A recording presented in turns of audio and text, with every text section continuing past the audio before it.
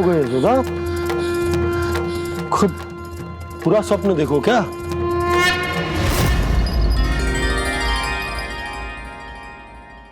अरे वाकाना, आज तो समय से पहले ही तैयार होगा तू। तैयार तो होना ही था बाबा। इससे पहले कि राक्षस वृंदावन आकर विध्वंस करे, मुझे वन जाके उसका सामना करना है।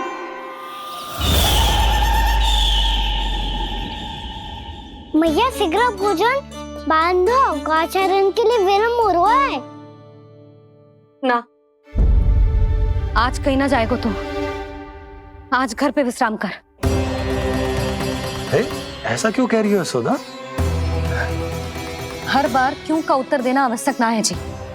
मैं ना चाहती आज ये जाए, तुझे ना जाएगा बस। और जे ही क्यों, आज अन्य बालक भी वन में ना जाएंगे गौचारण के लिए। आप गोपो को भेज दो। पर मैया गौचरण कराना तो मेरा दायित्व है।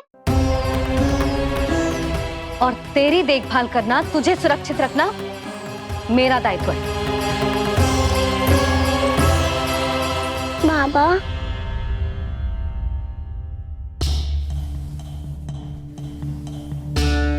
आज कछु मत बोल लल्ला।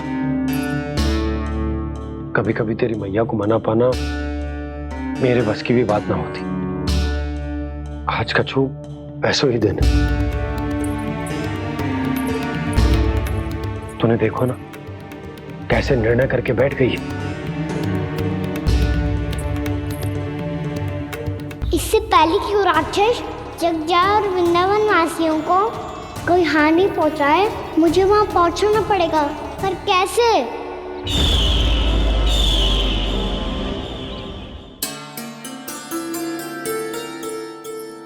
मैया, जाने दो ना, हाँ तो क्या कहेंगे सब? कान्हा ने दूसरे दिन ही छुट्टी ले ली। जिसे जो कहना है कहे।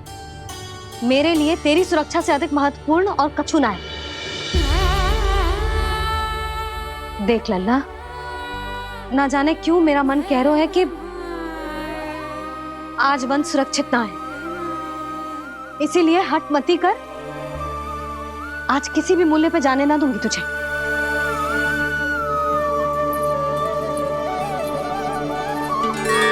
मैया ने ठान लिया, आज वन जाना है तो कोई और ही उपाय खोजना पड़ेगा यहाँ से निकलने का। सुनो, आज गौचारण के लिए गोप जा रहे हैं। हमारी छुट्टी है आज। पर क्यों बलराम? वो तो कान्हा ही जाने। सारी मैया ऐसी होती है क्या मुन्नी? पहले सेमी कहती है कि बड़ी हो जाओ, सब कुछ नियम से किया करो, अनुशासन सीखो। सेमी उसे तुड़वा के कहती है आपकी छुट्टी। तू चाहे जितना भी स्वांग कर ले लल्ला, कछु भी कह ले, कछु भी कर ले, मैं तो तुझे बाहर ना जाने दूंगी। वन छोड़, मैं तो तुझे चौबारे तक भी जाने की आज्ञा ना दूंगी आज। चल पी ले अब।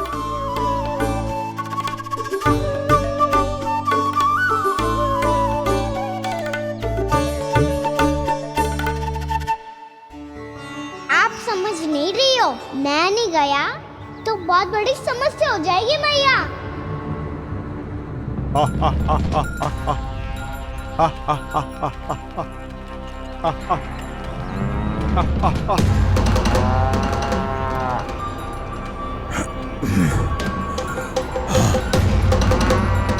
दिन निकले पूरे प्रहर बीत गया। इन गोपों में तो कोई भी बालक नहीं है, परंतु कंस ने तो कहा था कृष्ण गोपालक है।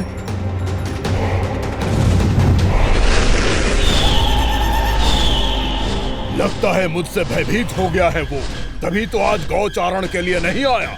पर मैं भी वकासुर हूँ। जल में छिपी हुई मछलियों को ढूंढ निकालना बहुत अच्छी तरह आता है मुझे।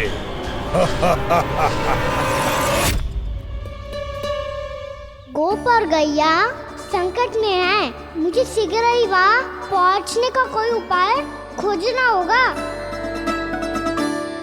क्या सोच रहे हो? शीघ्र समाप्त कर। चल सिगरेट समाप्त करके भी क्या करूंगा मैया? आप मुझे कहीं तो जाने ही दूंगी ना। जाके सिखाओं के साथ भी ना खेल सकता। वो तो है, पर मैं भी तो हूँ, मेरे साथ तो खेल सकते हो है ना? सच्ची? सच्ची। जो मैं खेल बोलूंगा वही खेल खेलोगे आप? हाँ आप मिठोली खेलते हैं? बहुत दिन हो गए। ठीक है, पर पहली पट्टी तेरी आंख में बनने की लल्ला। मुझे शिकार है। चल पहले दूध समाप्त कर। पूरा समाप्त कर।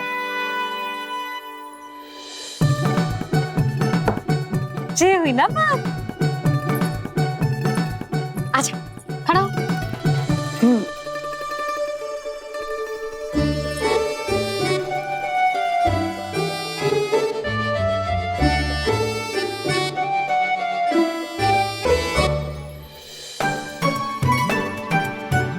कुछ दिख तो ना रहा?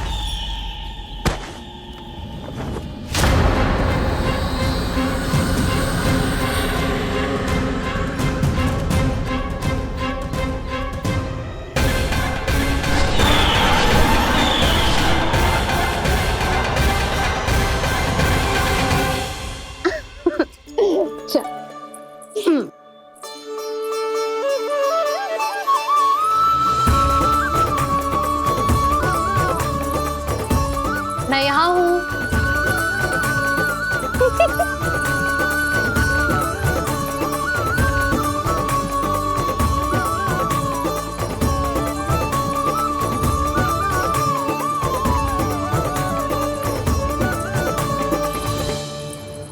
इससे पहले कि वो राक्षस किसी को हानि पहुंचाए, मुझे उस तक पहुंचना होगा।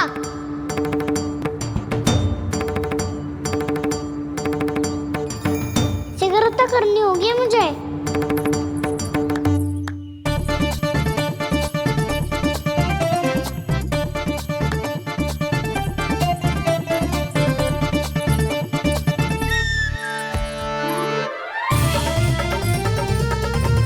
पकड़ लियो मैया, पकड़ लियो। हाँ हाँ पकड़ लियो। पर तू तो अभी वहां था ना, यहाँ कैसे आ गया? आप भी तो वही थी मैया। सिगरेट यहाँ कैसे आ गए? बहाना बनाने से ना बनूंगा मैं। चलो अब आपकी बारी। हाँ हाँ ठीक है।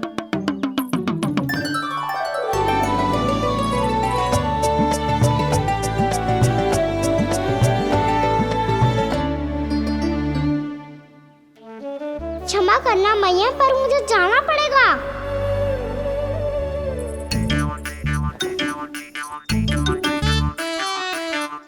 मैया पकड़ो मुझे। कहाँ है लल्ला?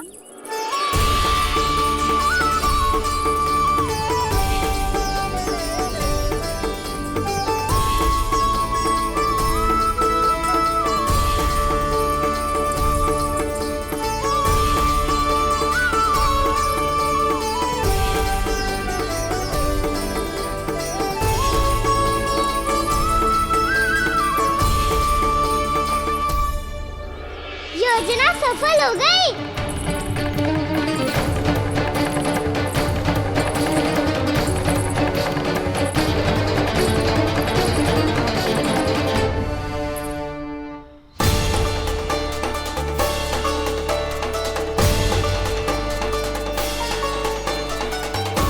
मुझे माफ करना मैया, आपको बिना बताए जाना पड़ रहा है।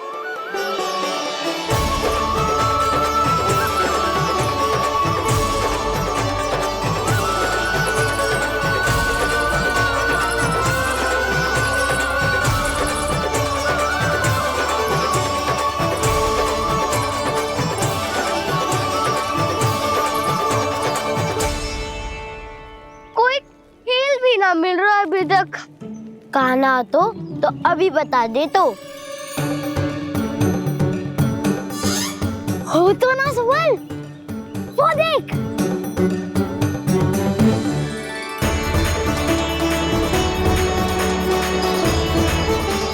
क्या कर रहा है इतनी शीघ्रता में? वन की ओर जा रहा है, वो चालू कर रहे। चले। हाँ।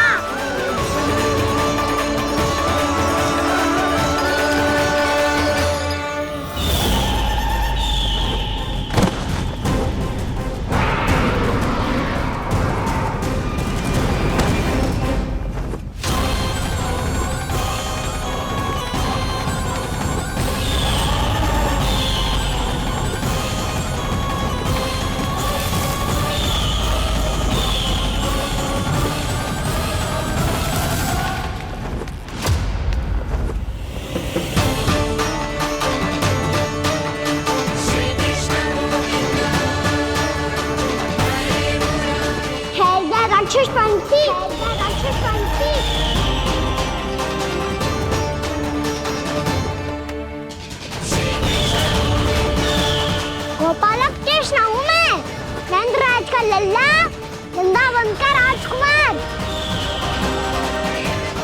मेरे रहते तो मेरी प्रजा को कोई हानि ना पहुंचा सकता। तू है कृष्ण? तुझ पर क्या प्रहार करूं मैं? मुझे तो लगा था विष्णु की तरह तेरे एक हाथ में चक्र होगा, दूसरे में गदा, पर तू तो नन्हा सा बालक है। कोई शक्ति नहीं है तेरे पास और ना ही है कोई अस्त्र या शस्त्र। तेरा सामना करने के लिए मुझे अस्त्र और शस्त्रों की आवश्यकता ना है राक्षस। वकासुर नाम है मेरा, वही वकासुर जो अपनी बहन पूतना की हत्या का प्रतिशोध लेने आया है।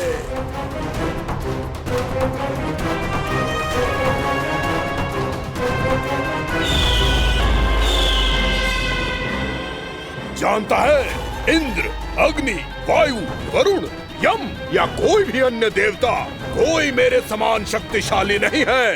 और तू, मुझ जैसे पर्वत के सामने एक तिनके जैसा तू करेगा मेरा सामना? तू रोकेगा मुझे? बस एक ही प्रहार में तुझे अपना आहार बना लूंगा मैं। छोटा चना बाजेगा ना। धमकियां देने से युद्ध नहीं जीते जाते बदकसूर। जो कार्य हो करके दिखाओ।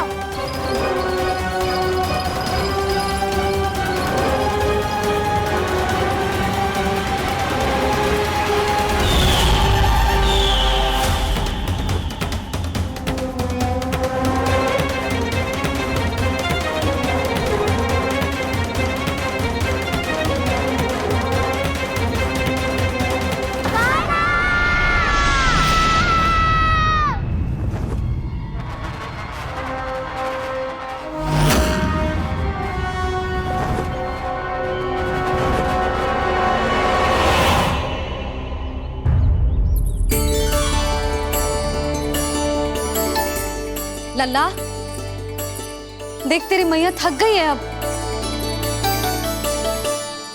अब बस कर लल्ला, ताली बजा। कान्हा, अब बस कर।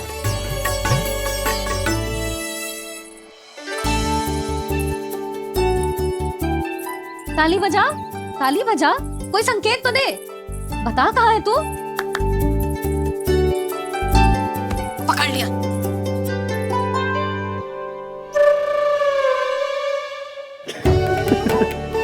आप भी ना बड़े हो गए हो पर बचपना ना गया आपका ना। बच्चे कहाँ गया? जी रोकान।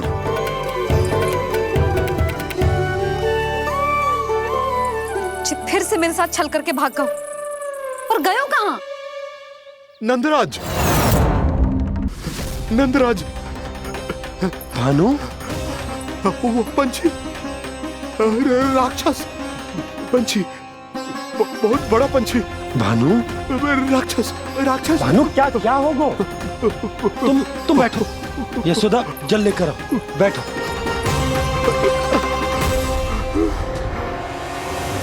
यदि आपको भूख लगी है तो मुझे खा लो, पर मेरे थकाव को छोड़ दो पंछी जी। आप मुझे ही खा लो, लेकिन कान्हा को छोड़ दो।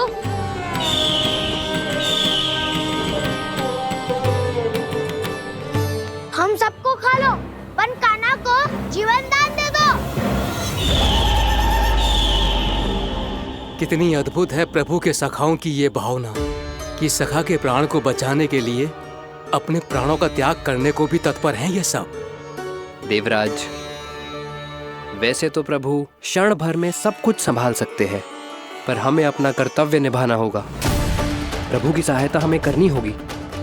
हाँ देवराज, प्रभु की सहायता करनी चाहिए हमें। स्वयं नारायण की कृपा है हमारे मित्र पर, उसे छोड़ दो, अन्यथा देवता तुम्हें नहीं छोड़ेंगे। पर मैं देवता के आने की प्रतीक्षा नहीं करूंगा।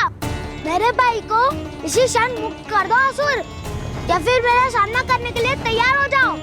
आवश्यकता पड़ी तो तुम्हारा उधर फाड़ के भी अपने भाई की रक्षा करूंगा मैं। तो फिर आ बालक, तुझे भी तेरे भाई के पास पहुंचा देता हूँ मैं। प्रयास करके तो देखो दोस्त, तुम्हारे चोंच के टुकड़े टुकड़े ना कर दिए तो मेरा नाम भी बलराम नहीं, तो मेरा नाम भी बलराम नहीं।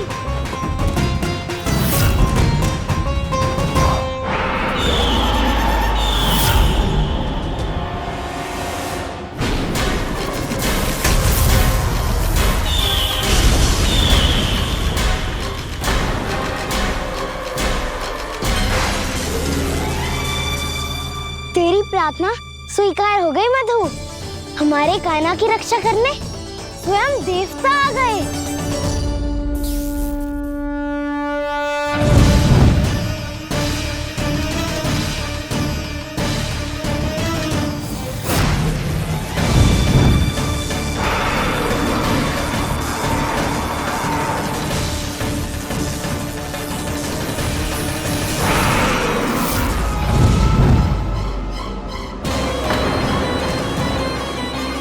मत करो इंद्र, अपने वज्र का प्रयोग मत करो।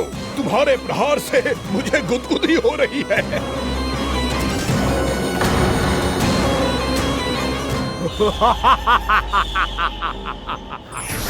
पर मेरी ज्वाला गुदगुदी नहीं करेगी वकासुर, जलाकर भस्म कर देगी।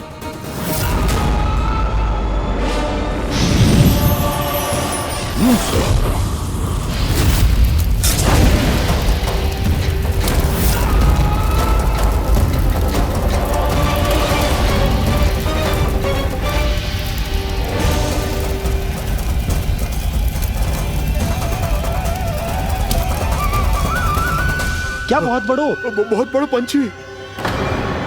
पंछी? बहुत बड़ो पंछी। पंछी नहीं, वो राक्षस कान्हा को निगल गया।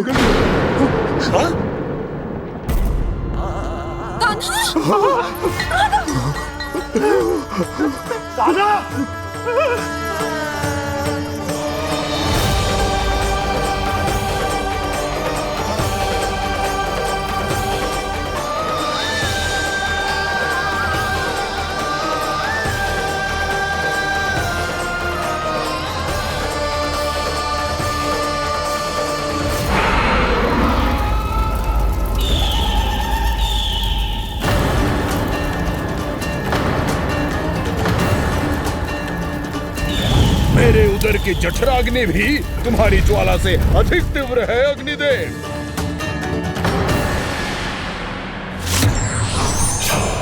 अब यम का पाश ही दंड देगा इसे।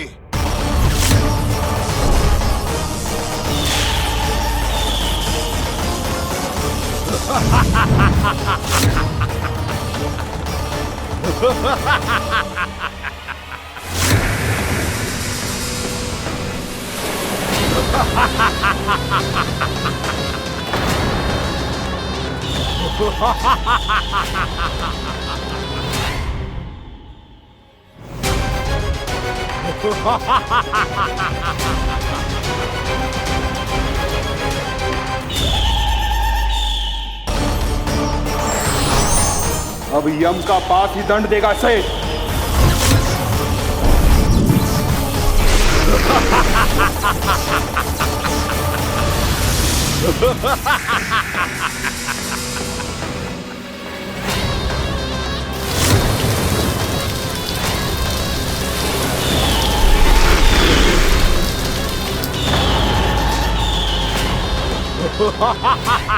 तूने जल की धार को भले ही काट दिया हो दुष्ट, पर हिम में धार नहीं होती। अब मेरी हिम शक्ति तुझे जमाकर नष्ट कर देगी।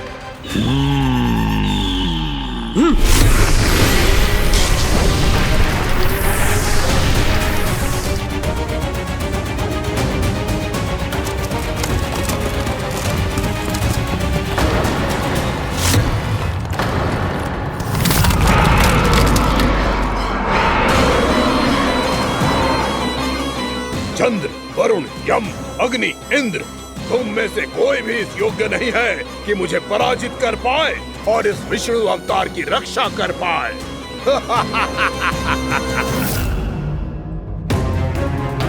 इस असुर को तो देवता कुछ ना बिगाड़ पा रहे हैं। अब क्या होगा खाना का? बकासुर, मैं अपनी किरणों की ताप से तुझे छल्दी छल्दी कर दूंगा।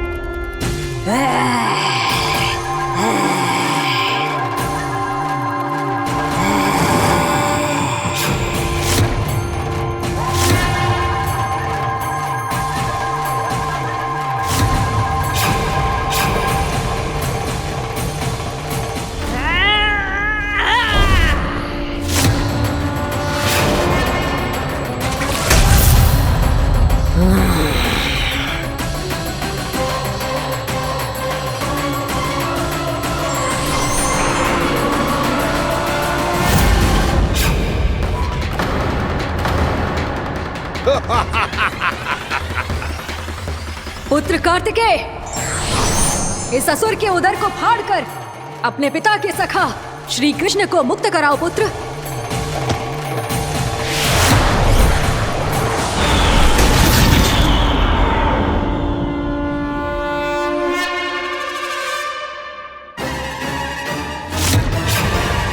मैंने कहा था, तुम में से कोई भी मेरा बाल भी बांका नहीं कर पाएगा।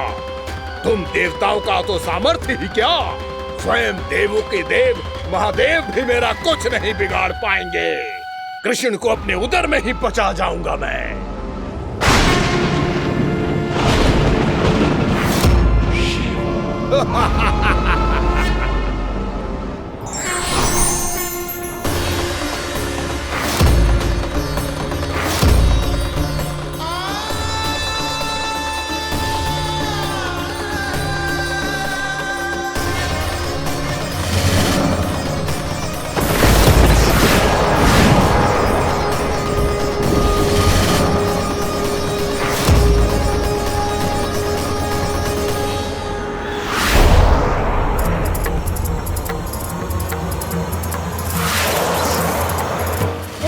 शिव शंकर का त्रिशूल है। एक ही बार में इस असुर का प्राण ले लेगा ये। हाँ, महादेव का त्रिशूल।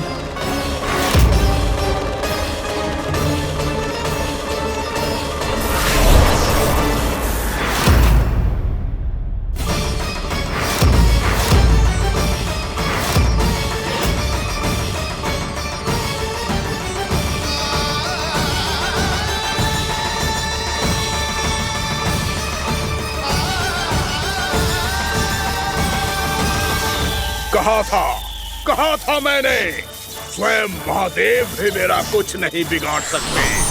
अजय हूं मैं, अजय।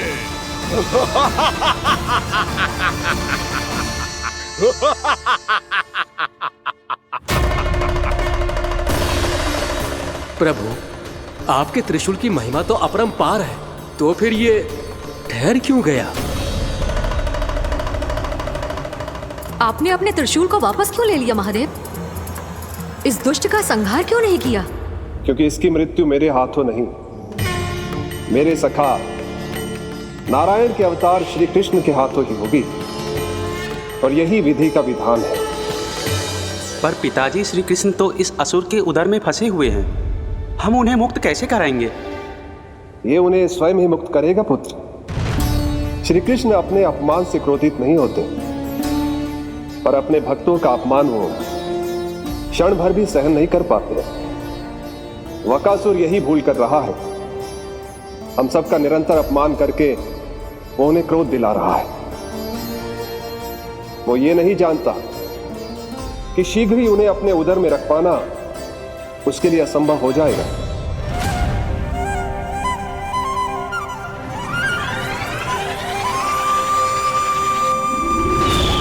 क्या हुआ महादेव? पराजित होकर भी मुस्कुरा रहे हैं। पर अब तो महादेव कहलाने के भी योग्य नहीं रहे आप। असफल देवताओं की इस अयोग्य सेना को लेकर चले जाइए यहाँ से। ना ये मेरा सामना कर सकते हैं और ना ही आप। मेरी शक्ति के सामने आप अक्षम हैं महादेव।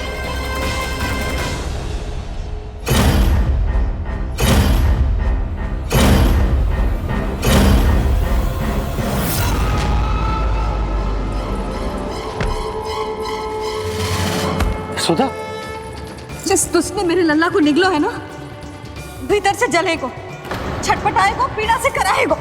जिस दुष्ट ने मेरे लल्ला को निगलो है ना, भीतर से जलेगो, छटपटाएगो, पीड़ा से कराएगो। ये क्या हो रहा है मुझे?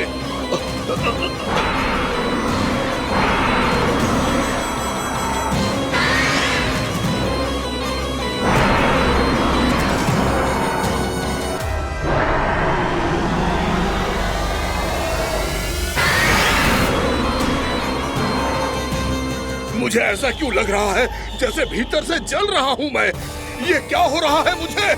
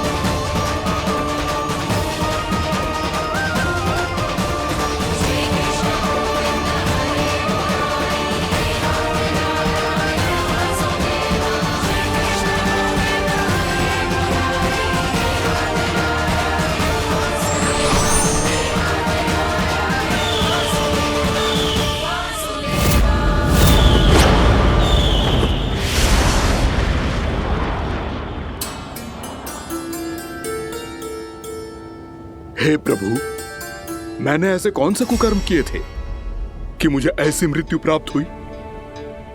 और ऐसे कौन से सुकर्म किए थे कि आपके हाथों से मुझे मोक्ष प्राप्त हुआ है प्रभु? सीमित स्मरण करो, हे जरीस की पुत्र वक्कासुर। स्मरण करो, कैसे अपने पिता की तरह अभिमान से भरे हुए थे तुम। स्मरण करो, कैसे हमें पराजित करने के लिए पूरी सृष्टि को संकट में डाल दिया था तुमने, और हमें विवश होकर पराजय स्वीकार करनी पड़ी थी। स्मरण करो, कैसे तुमने देवराज इंद्र का छत्र चुरा लिया था। पर यह सब भी पर्याप्त नहीं था वकासुर। तुम्हारे पापों का घड़ा तब भरा था जब तुमने देवी गंगा के जल में साधना करते हुए जजाली मुनि की तपस्या में व्यवधान डाला था।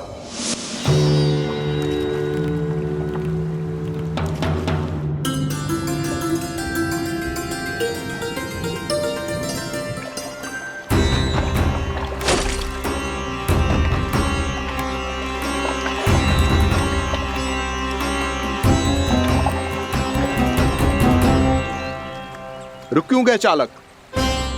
नौका को आगे की ओर ले चलो। आगे बढ़ना उचित नहीं होगा महाराज। यहाँ से कुछ ही दूरी पर जालजली मुनि तपस्या कर रहे हैं। तो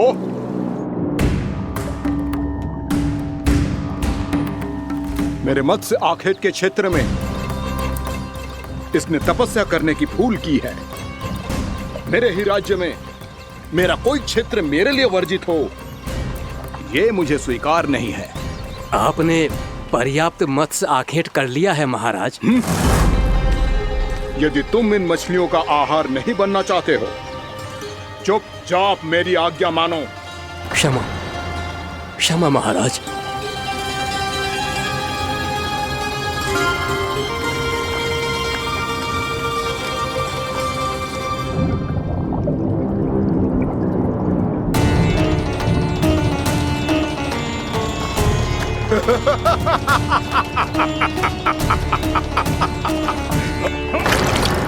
मुनिवर, रक्षा कीजिए, रक्षा कीजिए मुनिवर। हमारे प्राण बचाइए मुनिवर, मुनिवर हमारे प्राण बचाइए।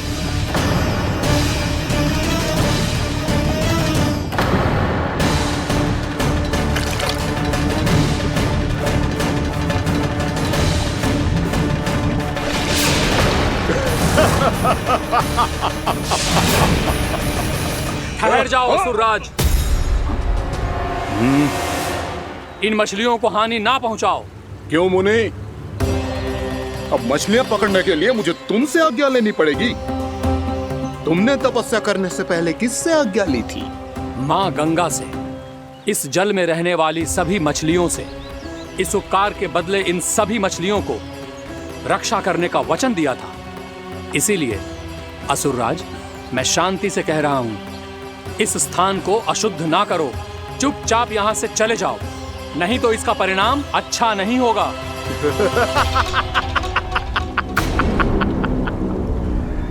तुम जिन देवताओं की तपस्या कर रहे हो ना मुनि, उन्होंने भी मेरा कुछ नहीं बिगाड़ पाया था, और तुम मुझे धमकी देने का दुस्साहस कर रहे हो।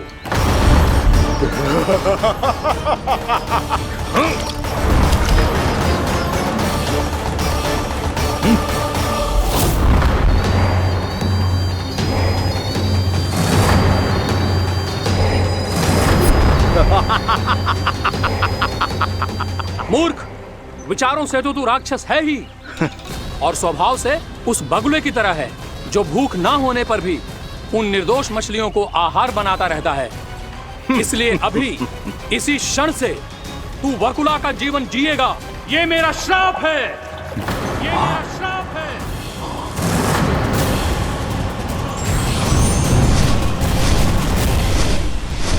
श्राप पाने के बाद तुम्हें आभास हुआ कि तुमने कितना बड़ा अपराध किया था, और तब तुम जजाली मुनि से क्षमा याचना करने लगे। तुम्हारे अपराध बोध को जानकर मुनि श्रेष्ठ शांत हुए और उन्होंने तुम्हें वरदान दिया। श्राप से मुक्ति का एक ही मार्ग होता है असुर, पश्चाताप। तुम्हें अपने भूल का पश्चाताप है, इसीलिए मैं तुम्हें वरदान देता हूं। तुम्हें मेरे श्राप से मुक्ति अवश्य मिलेगी। स्वयं प्रभु श्री नारायण के अवतार इस बगुले के देह के बंधन से तुम्हें मुक्त करेंगे।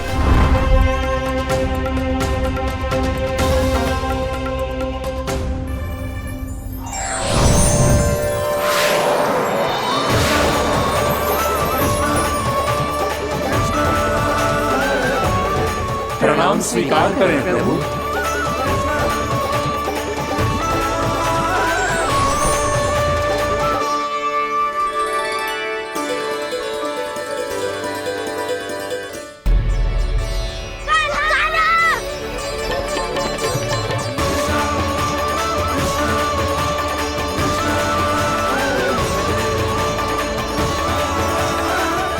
मुझे ना बताओ कि तुम सबने क्या देखा है, शायद जो देखो है, बस मैया से कछु मत ही बताना। कान्हा!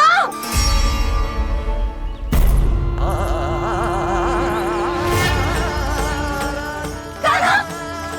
मेरा लल्ला!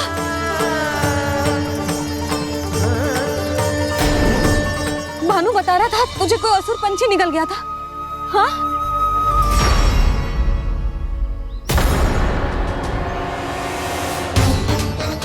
हे नारायण, ये क्या है?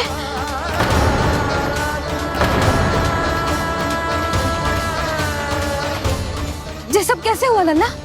हाँ? कोई बताएगा मुझे ये क्या है?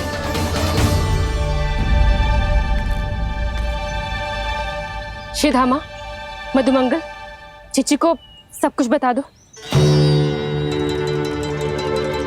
ये असुर पक्षी मुझे निगलने वाला था रानी भाभी, तभी अंतिम क्षण में कान्हा ने आके मुझे बचा लियो। और ये असुर पक्षी ने कही कि यह है वृंदावन का राजकुमार, नंदराज का लल्ला। इसके होते कोई भी वृंदावन वासियों को हानि ना पहुंचा सकते। रानी भाभी, कान्हा ने अपने प्राणों की चिंता ना करी और इस क्रूर राक्षस से भिड़ गयो और इस राक्षस पक्षी ने इसे निगल लियो। इतना पर्याप्त है भोला काका, सब कुछ बताने की आवश्यकता नहीं है। ये सब देख के सारी बालक मंडली इतनी व्याकुल हो गई कि सबने अपने प्राण अर्पित कर दिए और इस असुर पक्षी से कहे कि हमें खा लो और हमारे सखा को छोड़ दो। इन बालकों का पराक्रम देख के सभी देवतागण यहाँ आ गए और उनके हृदय भी पिघल गए और उन्होंने इस राक्षस पक्षी से युद्ध करके इसे मार गिराया। देवताओं के राजा इंद्र के वज्र का प्रहार तो मैंने अपनी आंखों से देखा है ताई जी। और फिर उसके बाद अग्निदेव ने अग्निवस्त्र का प्रहार किया। जय ना काकी, वरुण देव, कार्तिकेय, यमदेव सबने मिलके युद्ध किया इस राक्षस से। कहा था अभी मत बोलना। अरे सब मिलके फंसा दोगे मुझे। स्वयं माँ भद्रकाली, हमारे शिव शंकर भी आए थे छोटी माँ। जाओ आप भी। बाबा साईता, मुझे लगता है कि ये कान्हा भी इन्हीं देवताओं में से एक है। संभव तो है चीची। स्मरण है, पूतना और तृणावर्त के आक्रमण के समय भी ऐसा ही हुआ था। सभी राक्षस मारे गए थे, पर अपने कान्हा को एक खरोच तक न आई थी। हाँ जीजी, मुझे लगता था कि श्री नारायण की विशेष कृपा है हमारे कान्हा पे, पर अब तो देख के लग रहा है कि हमारा कान्हा ही स्वयं श्री नारायण है। या फिर उनका अवतार है ये। अरे बस करो तुम सब, ऐसा कछु ना है। अरे जितनी बात सुनी है उससे तो यही लग रहा है कि कान्हा देवताओं और असुरों की युद्ध के बीच में फंस गया था। उसका इस सब से कोई लेना देना ना है। तो फिर इसके तन पे एक भी खरोच क्यों ना आया नंदराज? हाँ,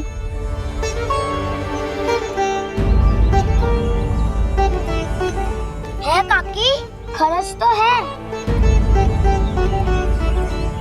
दिखा लल्ला। भैया बात भी आ रही है, कुछ करो ना। चिकोपिया भी ना अति करती है। श्री नारायण का अवतार हो तो इतनी तनिक सी खरोच पे ऐसे रो तो क्या? बस बहुत होगा। अब तो तुम सबने सीमा ही पार कर दी है। कभी से श्री नारायण बुलाते हो, कभी श्री नारायण का अवतार। तनिक कछु हो ना जाता है कि तुम सब कहानियां बुनने लगती हो। जे बस साधारण सा बालक है, मेरा लल्ला है जे, इसे भगवान मत ही बनाओ।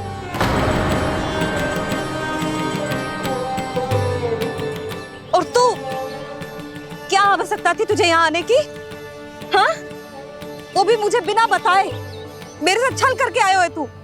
अब तू घर चल, ऐसा दंड दूंगी ना कि मैया बहुत पीड़ा हो रही है। मैया बहुत पीड़ा हो रही है मैया। हाँ नन्ना, तू घर चल, मैं तुझे औषधि लगा दूंगी। हल्दी का लेप लगाऊंगी ना, झट से ठीक हो जाएगा। चल चल।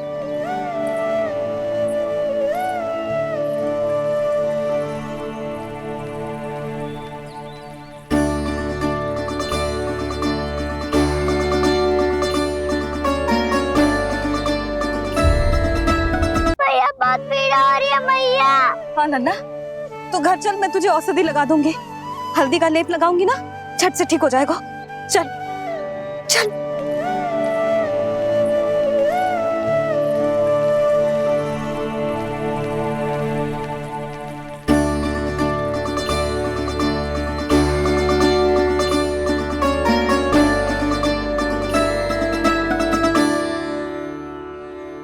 बस लल्ला बस, रो मत। चल चल चल, आजा। अभी औषधि लगाऊंगी ना, तेरी सारी पीड़ा लुप्त हो जाएगी।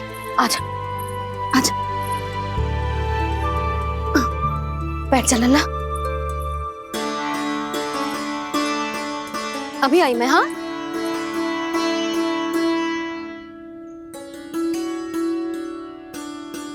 मैया। अरे तू अभी तक रो रो है? क्या कह रही थी सारी गोपियां? बता। के मेरा लल्ला श्री नारायण का अवतार है, दिव्य है, भगवान है। और जो भगवान इतनी छोटी सी चोट पे रोते हैं क्या? इतनी तो लगी भी ना है तुझे, जितना तो तू आ ऊ कर रो है।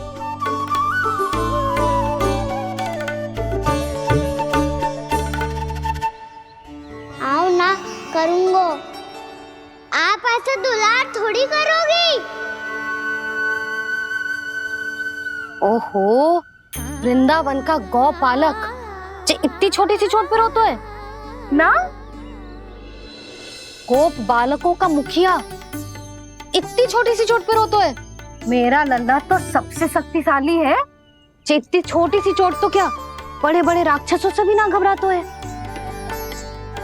हाँ, एक बार में सबको समाप्त कर देता है कि ना?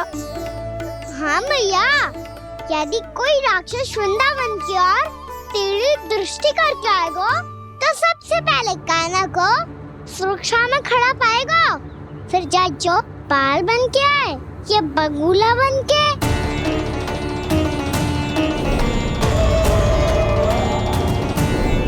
ना लल्ला, सोचो भी मती।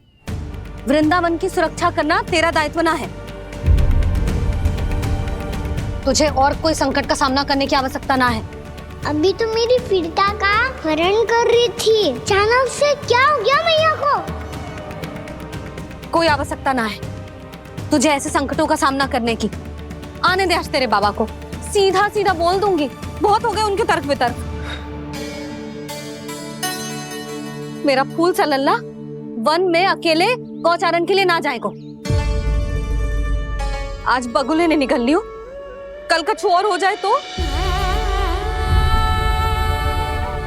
नारायण ना करे, कहीं कछु ऊंच नीच तुझे कछु हो जाए तो? मैं तो जीते जी मर जाऊंगी।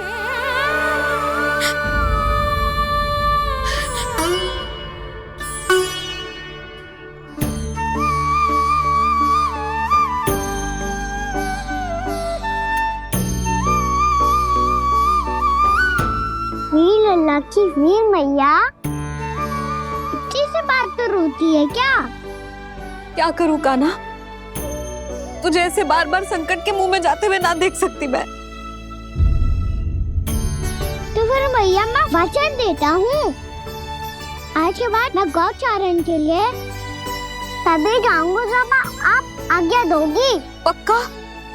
छल ना करेगा ना मेरे साथ? मैंने कब छल करो मैया? अच्छा ठीक है, ना करूँ छल।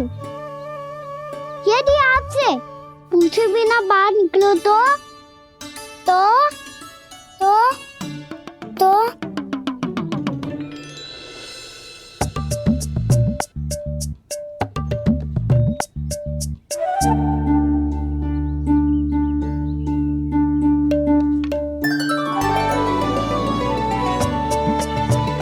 ये रही आपकी छड़ी और ये रही मेरी पीठ।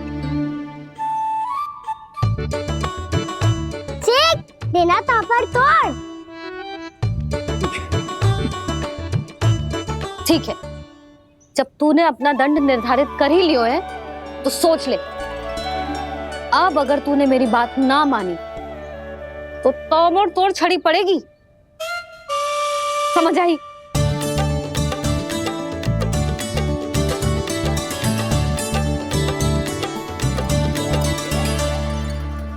अच्छा ही है कि कान्हा कुछ दिन घर ही रहे। आज वन में जो हुआ है अवश्य कंस ने ही करवाए हुए वो सब।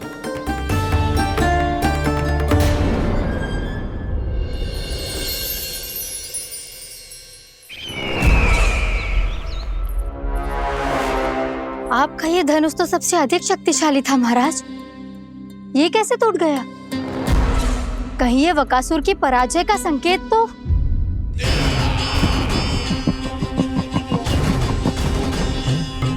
प्राप्ति, लगता है तुम्हें शुभ समाचार मिला नहीं। उस बकासुर ने उस विष्णु अवतार को जीवित ही निगल लिया है। अरे अब तक तो उस नन्हे से बालक को पचा भी चुका होगा वो। उसके तन में रक्त बनकर वो विष्णु अवतार और उसकी शक्तियां दौड़ रही होंगी। क्षमा कीजिए महाराज। क्षमा कीजिए, इस अशुभ से मुख से शुभ समाचार आने दो। माथे के बल को ढीला करो, चेहरे पर मुस्कान लाओ और कहो, महाराज, वृंदावन में मातम फैल चुका है। मैं ऐसा ही करता महाराज, यदि सूचना सत्य होती तो।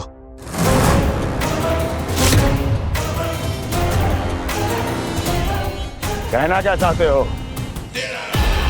एक क्षण में सूचना उगलो, अन्यथा मेरा योद्धा बकासुर विष्णु अवतार की तरह तुम्हें भी जीवित निकल जाएगा।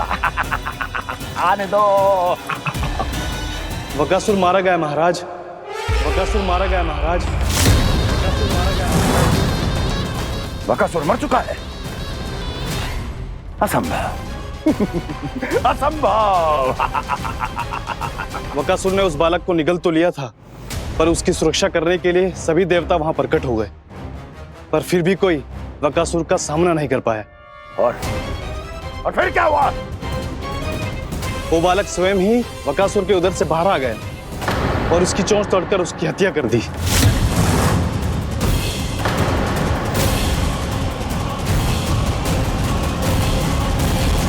वन में बकासुर की चोंच टूट गई और यहाँ आपका ये धनुष।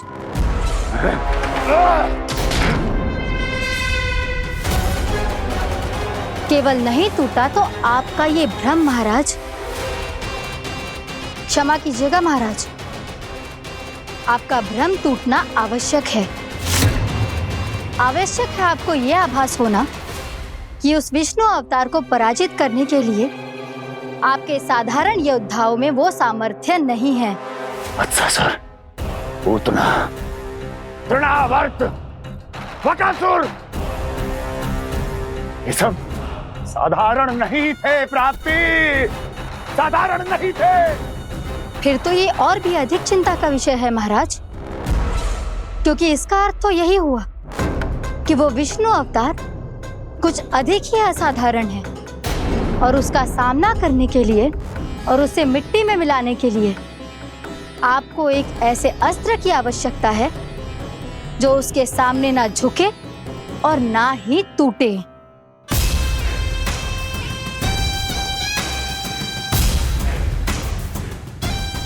तो फिर मैं ऐसा ही अस्त्र ढूंढूंगा, चाहे आकाश पाताल एक क्यों ना करना पड़े मुझे। 10 दिशाएं 14 भुवन क्यों ना नापने पड़े मुझे, मैं उस असतर को अवश्य ढूंढ निकालूंगा जो उस विष्णु अवतार के प्राणों की डोरी इस धनुष की तरह तोड़ सके।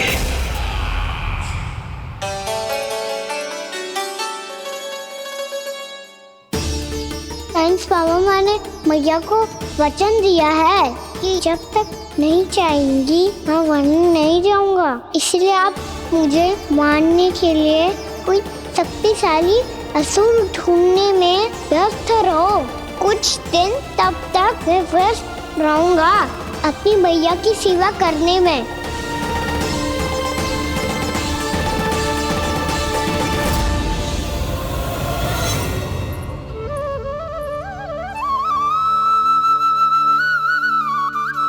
लो मैया, तुलसी जी को चढ़ाने के लिए जल।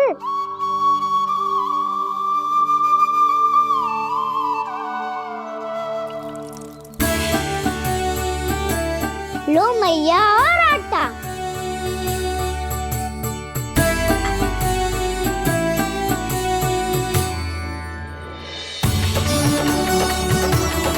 लो मैया, बेलन।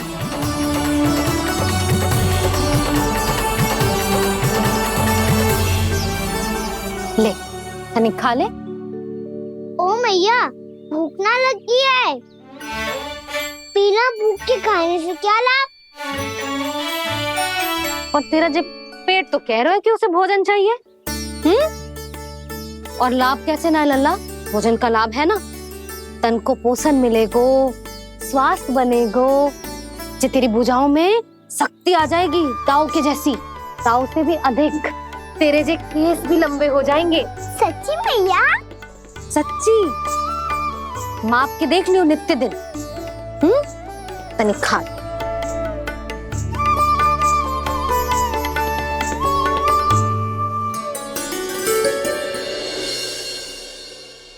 मान के मैया का कहना, छक के भोजन खाते हैं,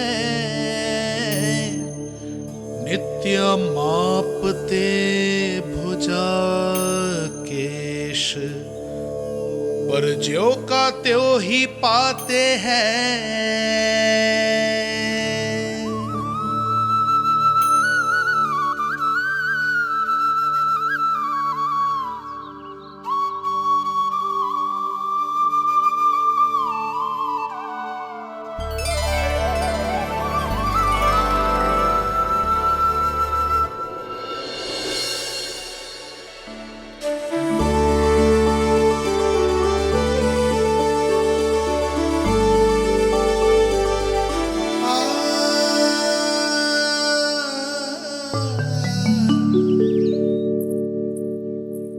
ले लल्ला, फल खा ले। ना, मुझे ना खाने फल वल। क्यों? लंबे केस और शक्तिशाली भुजाएं ना चाहिए? व्यर्थ है ये सब। पिछले 10 दिनों से देख रहा हूँ, ना केस लंबे हुए हैं, ना भुजाएं शक्तिशाली बनी है। 10 दिन में कछु ना होने वाला। 10 सप्ताह ऐसे खाएगो ना, तब जाके कछु बदलाव दिखेगो। समझ आई? चल अब खा ले। वैसे भी मुझे बहुत सारी तैयारियां करनी है आज। इसीलिए भैया, एकादशी के व्रत के लिए लल्ला। सुनो जी, सारी सामग्री आ गई? हाँ, तुमने जो कही थी सब ले आए हूँ।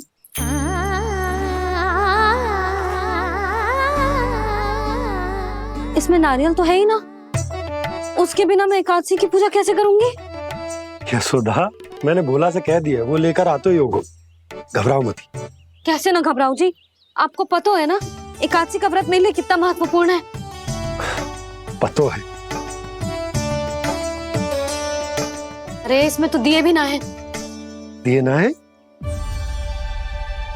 अब मैं अभी लेकर आता हूँ। आप रहने दो, मैं ही लेके आती हूँ। भक्त भोला राम के यहाँ से है? भक्त भोला राम? मेरा अर्थ है कुमार भोला यहाँ के यहाँ से। हाँ हाँ, वो ही।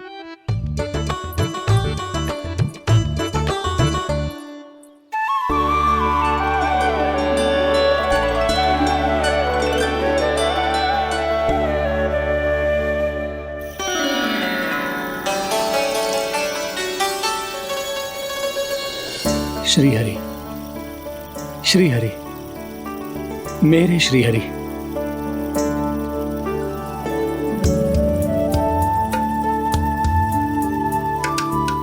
मेरे श्री हरि। भोला राम, मेरी मटकी तैयार है? मेरे श्री हरि, मेरे श्री हरि।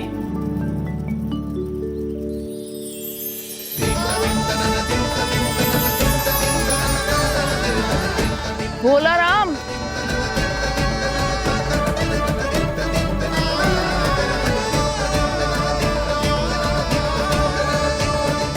भोला काका, ओ भोला काका।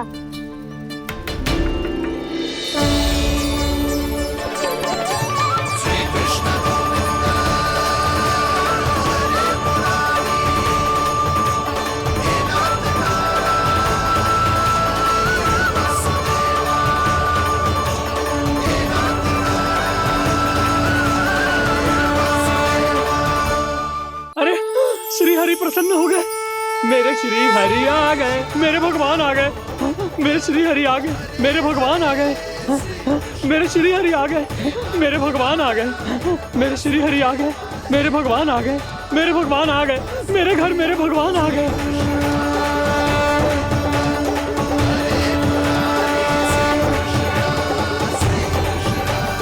मेरे घर आ गए, मेरे श्री हरि आ गए। हाँ, मेरे श्री हरि आ गए। जे तो बावले थे ही, अब बालकन को भी साथ में मिला लिए। उज्जवल क्या कर रहा है? अरे ठहर जा भोला।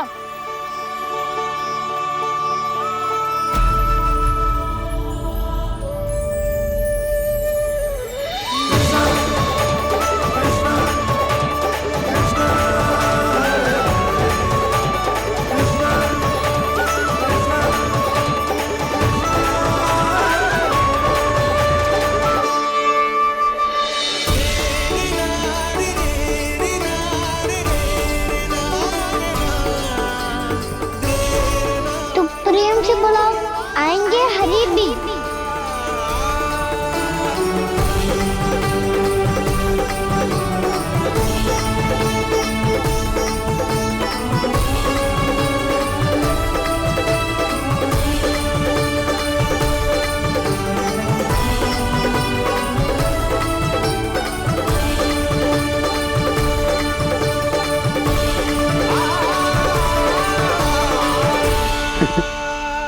क्या वो गाना?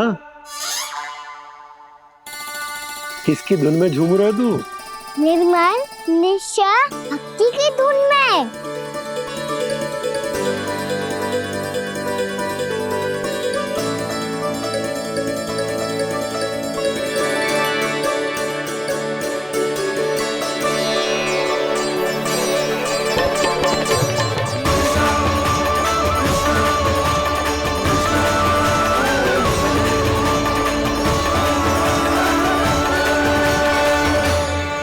अरे क्या हो गया इन्हें? बावले हो गए हैं क्या? ठहरो, कोई आवश्यकता ना है ऐसे बावलों की तरह नाचने की।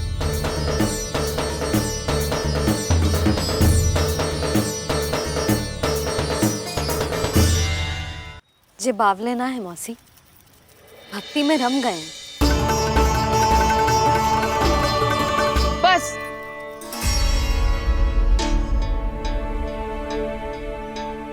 हम सब कब से खड़े हैं यहाँ, पर तुम्हें कुछ ध्यान ही रहा है।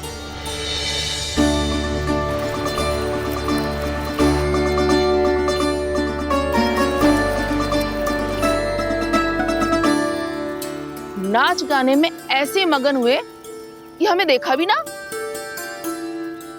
मुझे नाचते हुए देख मेरे श्री हरि को इतना आनंद आ रहा था कि मैं अपने आप को रोक नहीं सका। और वैसे भी मेरे जन्म का एकमात्र उद्देश्य है श्री हरि की सेवा करना, श्री हरि को प्रसन्न करना। तुम बावले हो भोला राम, या हमें बावला बना रहे हो? श्री हरि और तुम्हें देख रहे हैं? हाँ, अभी वो यहीं थे, देख रहे थे। भोला काका, आपने भी ना अति कर दी। अब हमें भी बताओ तनी, कहाँ थे श्री हरि?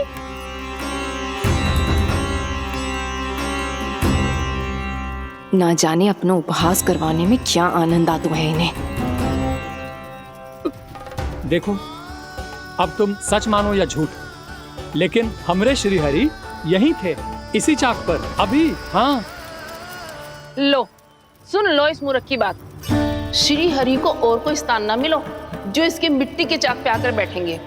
श्री हरि को और कोई स्थान ना मिलो जो इसके मिट्टी के चाक पे आकर बैठेंगे। श्री हरि को और कोई स्थान ना मिलो जो इसके मिट्टी के चाक पे आकर बैठेंगे। जैसी मैया वैसो ही लल्ला, दोनों का कुछ पता ही ना चलतो, कब किस बात पर प्रसन्न हो जाए और किस बात पर रुष्ट। अरे मैं भला असत्य क्यों बोलूंगा? अभी यही थे श्री हरि। हाँ,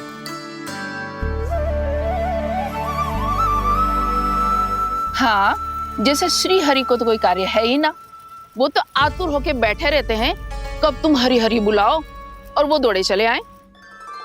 भगवान तो भक्तों के पास आने के लिए सदैव आतुर रहते हैं, बल्कि सत्य तो यह है कि भक्तों के मन में ही निवास करते हैं भगवान।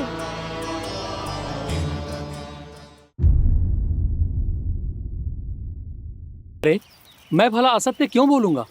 अभी यही थे श्री हरि। हाँ,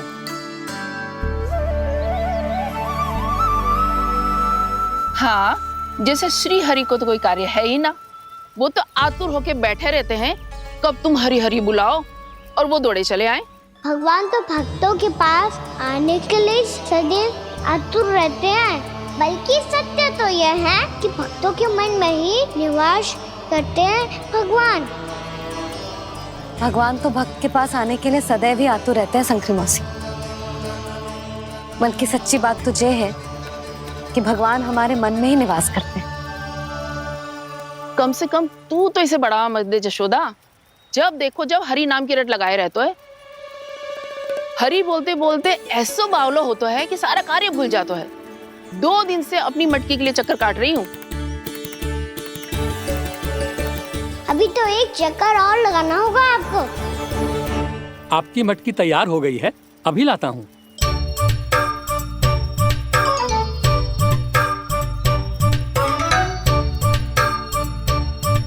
लो जी मटकी।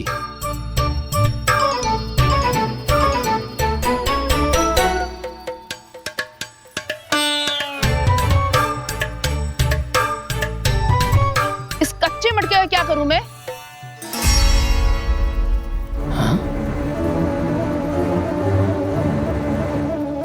पर इसे तो मैंने भट्टी में पकाया था।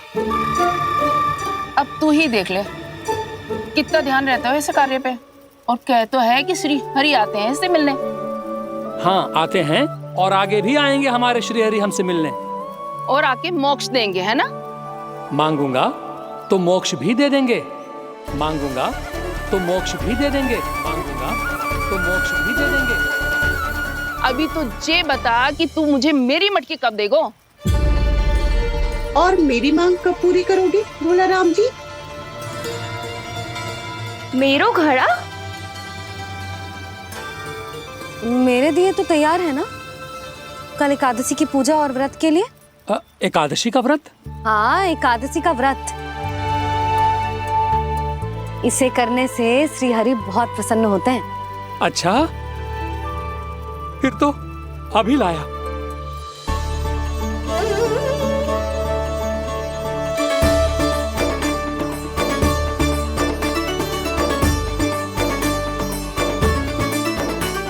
लो जी आपके दिए।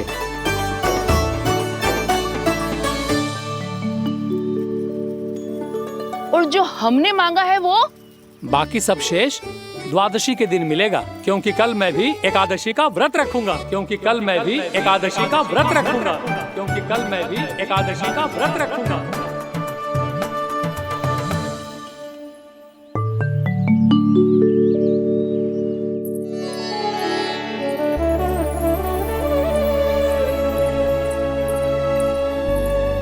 जानकी, फूलों का प्रबंध हुआ कि ना?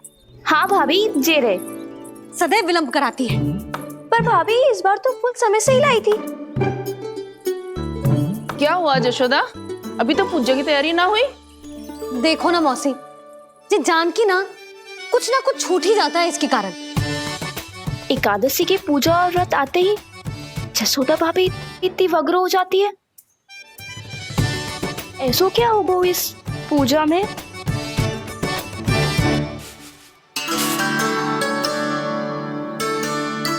ये थाली में रोली चंदन रखने से, दिया जलाने से के होगो? आपको पता भी है एकादशी का व्रत क्यों रखते हैं? क्या महत्व है इसका? लो, जे तो मैं जसोमती रानी से पूछना भूल ही गया। पर हाँ भगवान, मेरे लिए इतना ही पर्याप्त है कि इस व्रत को रखने से मेरे श्रीहरि हमसे प्रसन्न हो जाएंगे।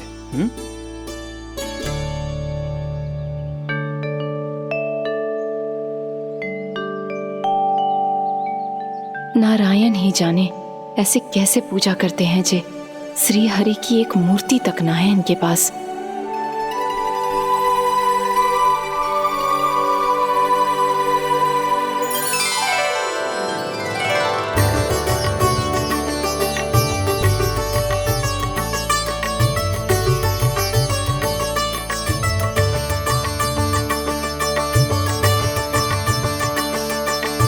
प्रभु, न तो मेरे पास मूर्ति है और ना तो इस व्रत के विधि विधान के बारे में मुझे जानकारी है और ना ही मुझे इसके महत्व के बारे में जानकारी है, पर फिर भी मैं करना चाहता हूं।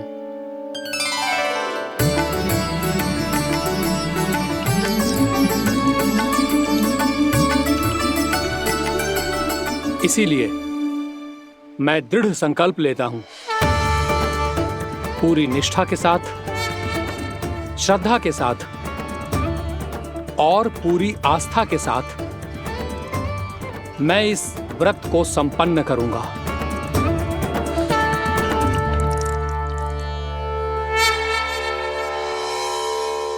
हम संकल्प लेते हैं कि एकादशी के व्रत को पूरी निष्ठा के साथ संपन्न करेंगे।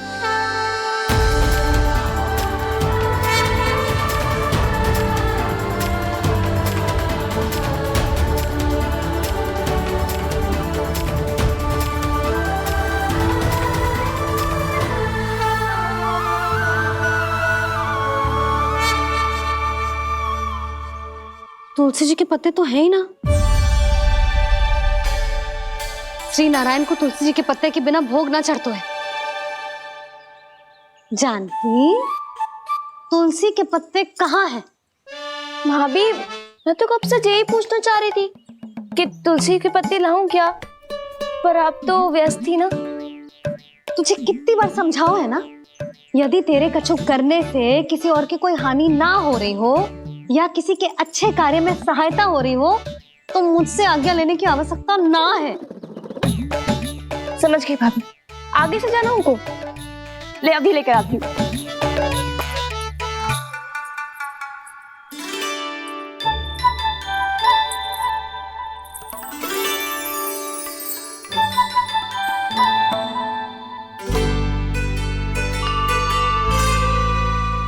ताऊ, आपने पहले ये व्रत करो है?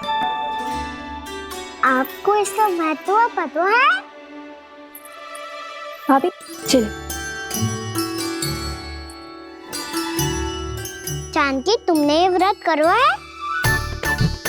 फिर तुमको इसका महत्व पता है? सुमति जी, आपको पता है इसका महत्व? कान्हा, क्यों तंग कर रहे हो सबको? मैया, सबने करो ये व्रत, मुझे भी करना है।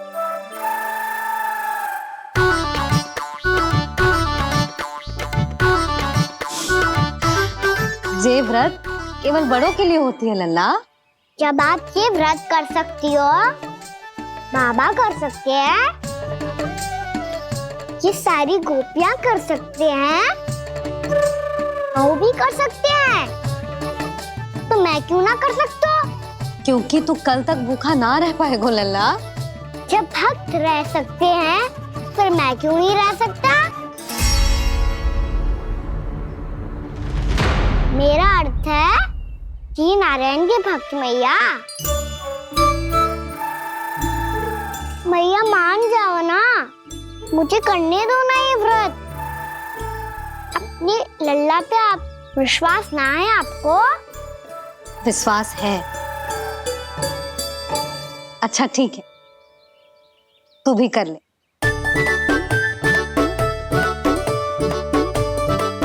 पर मैया व्रत की कथा तो सुनाओ, मैं तो अबध हूँ ना। मुझे कैसा पता चलेगा कि ये व्रत करते क्यों हैं?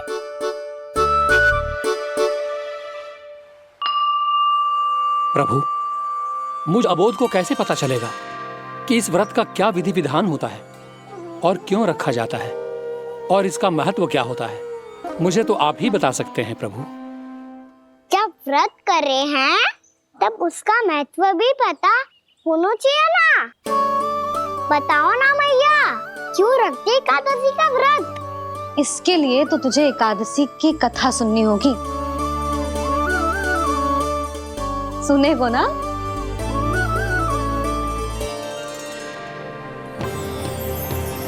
वसुदेव सुतं देवं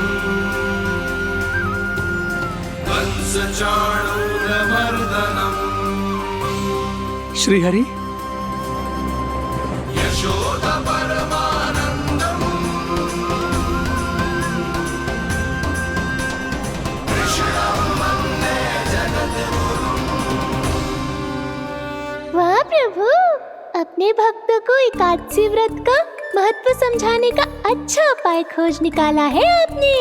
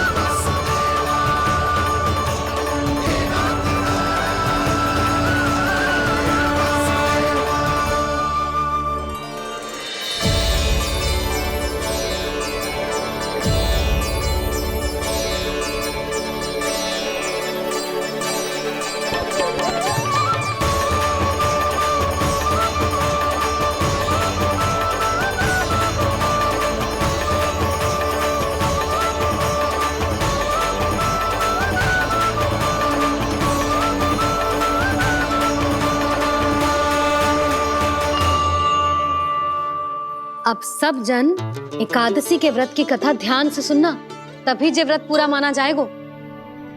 समझो लल्ला?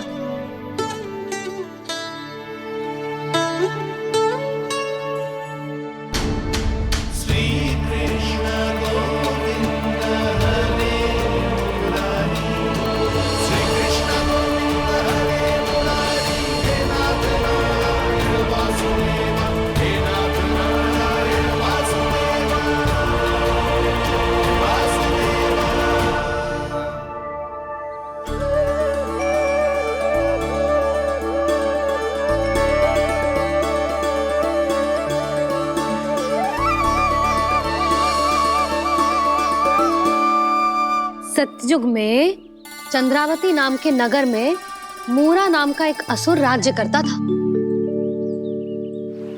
ओम ब्रह्मदेवाय नमः। ओम ब्रह्मदेवाय नमः। ओम ब्रह्मदेवाय नमः। ओम ब्रह्मदेवाय नमः।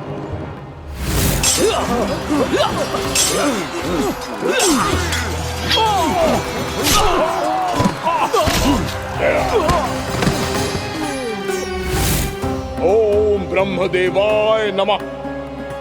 ओम ब्रह्मदेवाय नमः। जब उसने देवताओं के हाथों असुरों की पराजय देखी, तब वो वरदान पाने के उद्देश्य से ब्रह्मा जी की तपस्या करने चला गया।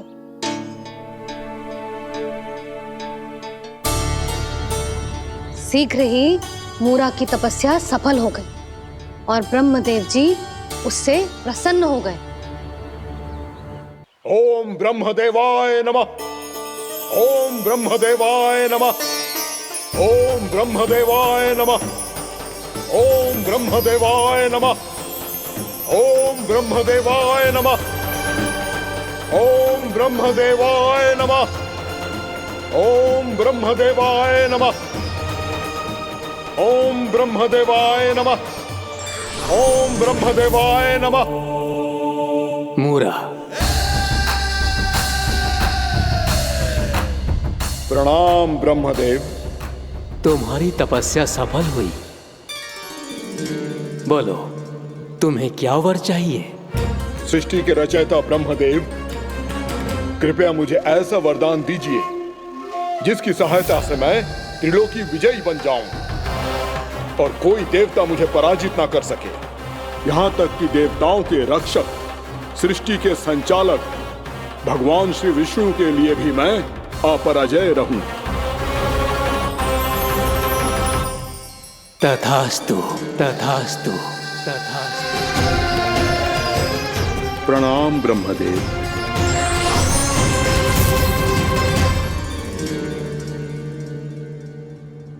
ऐसा वरदान पाकर मूरा बहुत अभिमानी होगा।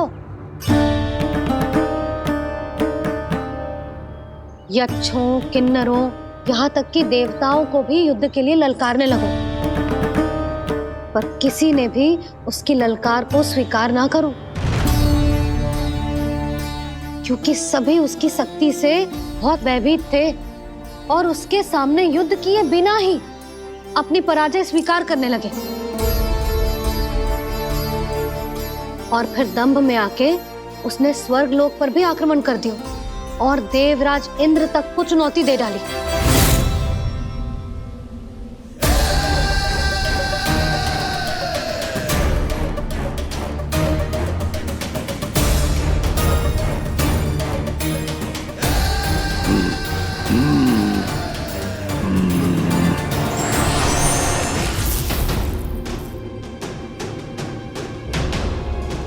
मैं प्रतीक्षा कर रहा हूं देवराज, क्या उत्तर है तुम्हारा? मुझसे युद्ध करोगे या फिर बिना लड़े ही पराजय स्वीकार कर मेरे अधीन हो जाओगे और सौंप दोगे मुझे अपना ये स्वर्ग लोक? सारी शक्ति तुम्हारे मुख में है या कुछ बाहुबल भी है तुम्हारे पास? मैं तुम्हारी चुनौती स्वीकार करता हूं मूरा, मैं तुम्हारी चुनौती स्वीकार करता हूं मूरा।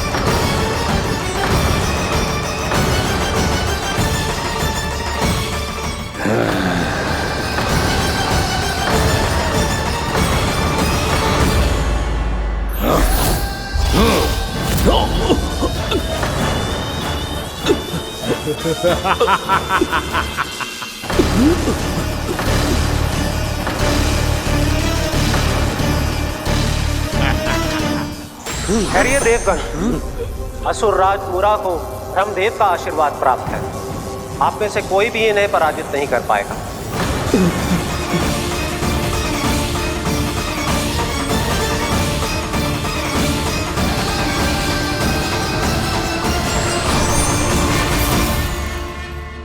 एक अवसर और देता हूं देवराज, युद्ध या अधीनता, क्या उत्तर है तुम्हारा देवराज?